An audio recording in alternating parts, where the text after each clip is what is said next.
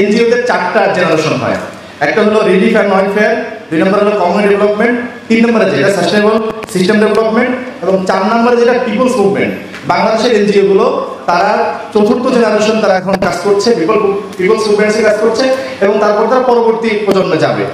দুঃখজনকভাবে বাংলাদেশে আমরাও মানে ইসলামপন্থী এক ধরনের এনজিও কার্যক্রম করি, তবে সেটা কেবলমাত্র ফার্স্ট জেনারেশন এনজিও।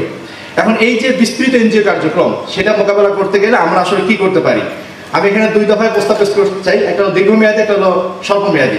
দীর্ঘমেয়াদী পরিকল্পনায় একদল নন পলিটিক্যাল ওলামা ইকরামকে তৈরি হতে হবে, যারা সরকারের সাথে যারা নীতি নির্ধারণ করে তাদের সাথে সমন্বয়ের মাধ্যমে, বোঝাপড়ার মাধ্যমে নীতিতে এবং পাবলিক পলিসিতে যারা প্রভাব বিস্তার করবেন। 2 নম্বরে যেটা প্রস্তাব করতে চাই, বাংলাদেশের সবচেয়ে বিস্তৃত সামাজিক প্রতিষ্ঠানের নাম হলো মসজিদ এবং মাদ্রাসা। আমরা মসজিদ এবং মাদ্রাসাগুলোকে আমি আবার বলি শুধুমাত্র নিজেকে একটা ধর্মচর্চা জায়গা বানিয়ে রেখেছি, অথচ ইসলামের ধারণায়, রাসূলুল্লাহ সাল্লাল্লাহু আলাইহি ওয়াসাল্লামের ধারণায় মসজিদ শুধু তাই নয়, বরং মসজিদ একটা এনজিও কার্যক্রম হয়ে উঠতে পারে। আমরা মসজিদ কেন্দ্রিক দুর্যোগ ব্যবস্থাপনা কেন্দ্র, মসজিদ কেন্দ্রিক গণস্বাস্থ্য কেন্দ্র, মসজিদ কেন্দ্রিক ত্রাণ বিতরণ করা, মসজিদ কেন্দ্রিক মশা দমন করা ইত্যাদি যে সমস্যাগুলো আছে সেগুলো আমরা মসজিদ কেন্দ্রিক করি, তাহলে মানুষের কাছে খুব দ্রুত পৌঁছানো সম্ভব এবং মসজিদগুলো সমাজের কেন্দ্র হয়ে ওঠা সম্ভব। আমরা এই কাজটা মনে হয় এখানে যারা আয়োজন করেছেন তারা এখন উদ্যোগ নিলে মসজিদ এবং মাদ্রাসাগুলোকে আমরা এনজিও হিসেবে দাঁড় করাতে পারি। 3 নম্বরে যে প্রস্তাবটা দিতে চাই সেটা হলো আমরা ফর্মাল কিছু এনজিও আমরা গড়ে তোলা, গণশিক্ষা, নারী ক্ষমতায়ন, এটা আমাদের অর্থে ক্ষুদ্র ঋণ, গণস্বাস্থ্য, মানবাধিকার, পরিবেশ ইত্যাদি বিষয়ে আমরা একেবারে ফর্মাল এনজিও গড়ে তোলা এবং দ্রুতই ফার্স্ট, সেকেন্ড, থার্ড জেনারেশন গিয়ে পঞ্চম, 4র্থ জেনারেশনে চলে যাওয়ার চেষ্টা করা। 4 নম্বর হলো আর্থিক প্রতিষ্ঠান দাঁড় করানো। দেখেন এই যে রিমাল হইল, আমরা হয়তো অনেকে গিয়ে চাল ডাল নিয়ে গেছি, কিন্তু রিমালে কিন্তু গরিবরা ক্ষতিগ্রস্ত হয়েছে, আবার মধ্যবিত্তরা ক্ষতিগ্রস্ত হয়েছে। মধ্যবিত্তরা কিন্তু চাল ডাল নিতে আসবে না, বরং তার ঘরটা পড়ে গেছে, তার কাছে 60,000 টাকা, 40,000 টাকা তার ঋণ লাগবে। এই ঋণ কিন্তু আমরা দিতে পারছি না। এখন গিয়ে দেখবেন প্রত্যেকটা দুর্যোগের পরে এনজিওদের একটা ব্যাপক বিস্তৃতি উৎপাদন ঘটে, তখন তারা এই ঋণগুলো দিচ্ছে, মানুষ এনজিও খাতে পড়ে যাচ্ছে। সেজন্য আমাদের আর্থিক প্রতিষ্ঠান গড়ে তোলার চেষ্টা করা। 5 নম্বর বলবো আমি নিজস্ব স্কুল চেইন গড়ে তোলা। আমরা মাদ্রাসা করছি, আমরা মাদ্রাসাতে খেদমত অসাধারণ, সেটা ব্যাখ্যা করতে চাই না, কিন্তু বাংলাদেশে বড় একটা অংশ স্কুলে পড়ছে এবং পড়বে, সেই অংশটাকে আমাদের মধ্যে আনার জন্য আমরা যদি সম্মিলিতভাবে স্কুল চেইন গড়ে তুলতে পারি, তাহলে একটা বড় একটা অংশকে আমরা নিয়ে আসতে পারবো এবং পর্যায়ক্রমে এটাকে বাড়ালে আমরা ফায়দা বেশি পাবো। এরপর যেটা বলবো গবেষণা প্রতিষ্ঠান দাঁড় করানো, মানে অপারেশনাল এনজিও যেগুলো অ্যাডভোকেসি কাজ করে সেগুলো প্রচুর গবেষণা করে, আর আমাদের এখানে সেই গবেষণাগুলো আসলে নাই।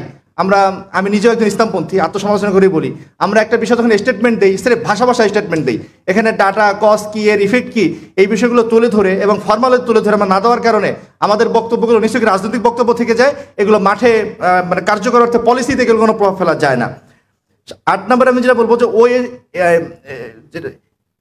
এসডিজি, আপনারা জানেন যে সাস্টেনেবল ডেভেলপমেন্ট গোল, এখন যে ট্রান্সজেন্ডার প্রবলেম নিয়ে আলোচনা করছি, এটা কিন্তু এসডিজি 4 নম্বর 5 নম্বর নীতির শীর্ষ একটা বিষয়। ফলে আমরা শুধু আন্দোলন করি, এটাকে প্রতিরোধ করা সম্ভব কঠিন হয়ে দাঁড়াবে। সেজন্য এসডিজি এবং ইসলাম নিয়ে যে ধারণাটা, এটা নিয়ে আমরা কাজ করে আমরা ভালো করতে পারবো। আমার একটা অ্যাসাইনমেন্ট ছিল, সেখানে এসডিজির কয়েকটা পয়েন্ট ছাড়া অধিকাংশ পয়েন্টের সাথে ইসলামের সমন্বয় করা যায়।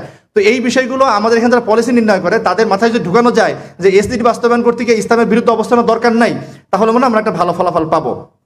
আর এরপরে হলো সকল কাজের ডকুমেন্টারি তৈরি করা। আমরা প্রচুর কাজ করি, সেটা ধরেন আমাদের মাদ্রাসাগুলো কিন্তু এক বড় ধরনের এনজিও, কিন্তু সেটা কিন্তু এনজিওতে স্বীকৃত হয় না। সেজন্য আমরা যদি ডকুমেন্টেশন ভালো করি তাহলে আমরা ভালো ফলাফল পাবো। আর স্বল্পমেয়াদী করণীয়তে আমি বলি একটা, যে বর্তমান যে অবস্থায় আমরা আছি সেক্ষেত্রে সরকারের সাথে জোরালো সম্পর্ক গড়ে তোলা। এর মানে এই নয় যে সকল ইসলামপন্থীরা সরকারপন্থী হয়ে যায়, তা না, বরং ইসলামপন্থীদের একটা দল, যারা আমরা পলিটিক্যাল ইসলাম করছি তারা সেটা করেই থাকি, পাশাপাশি নন পলিটিক্যাল একটা ওলামা ইকরাম দাঁড়িয়ে যাওয়া উচিত, যারা সরকারের সাথে আতাত নয়, সংঘাত নয়, এমন একটা অবস্থানে গিয়ে একটা সমঝোতায় আসা। 2 নম্বর বলবো রাজনৈতিক আন্দোলন গড়ে তোলা। বাংলাদেশে দেখা গেছে রাজনৈতিক আন্দোলনের প্রভাব আছে, বাংলাদেশে আজ পর্যন্ত অনেক বড় বড় ইসলাম বিরুদ্ধ পদক্ষেপগুলোকে রাজনৈতিক আন্দোলনের মাধ্যমে সরাই দেওয়া হয়েছে। সেজন্য রাজনৈতিক দলগুলোকে রাজনৈতিক আন্দোলনে উদ্বুদ্ধ করা এবং সেটা করা। এরপরে যেটা সোশ্যাল মিডিয়ার পরিকল্পিত ব্যবহার, এটা সবাই আমরা জানি, কিন্তু আসলে পরিকল্পিত ব্যবহার হয় না। আমরা জানি যে সিপি গ্যাং টাইপ একটা ছিল, তারা যেভাবে করছে সেটা আমাদের এখানে হয় না, সেটা আমরা করতে পারি। 5 নম্বরে হলো যেটা মসজিদ মাদ্রাসায় গণপ্রতিরোধ গড়ে তোলা। সকল ওলামা ইকরাম, সকল মসজিদ খতিবরা একযোগে যদি আমরা বলতে পারি তাহলে ভালো ফলাফল পাবো।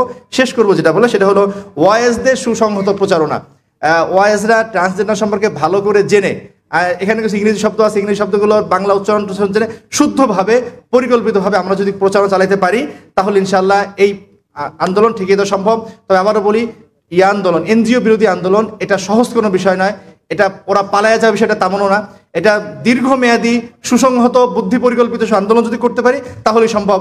অন্যথায় কিন্তু ওরা যেভাবে চেপে আসছে, একসময় চাল দিত, ভাত দিত, আর এখন ওরা পলিসি নির্ণয় করে এবং তারা এখন পিপলস মুভমেন্ট করে। আস্তে আস্তে বাংলাদেশ তো ওরা নিয়ে যাবে। তো সে জায়গাতে আসার জন্য পরিকল্পিত সুসংহত দীর্ঘমেয়াদী আন্দোলন দরকার। আল্লাহ তাআলা সকলকে তৌফিক দান করুক। আমা আলাইনা ইল্লাল বালাগ। আসসালামু আলাইকুম ওয়া রাহমাতুল্লাহ।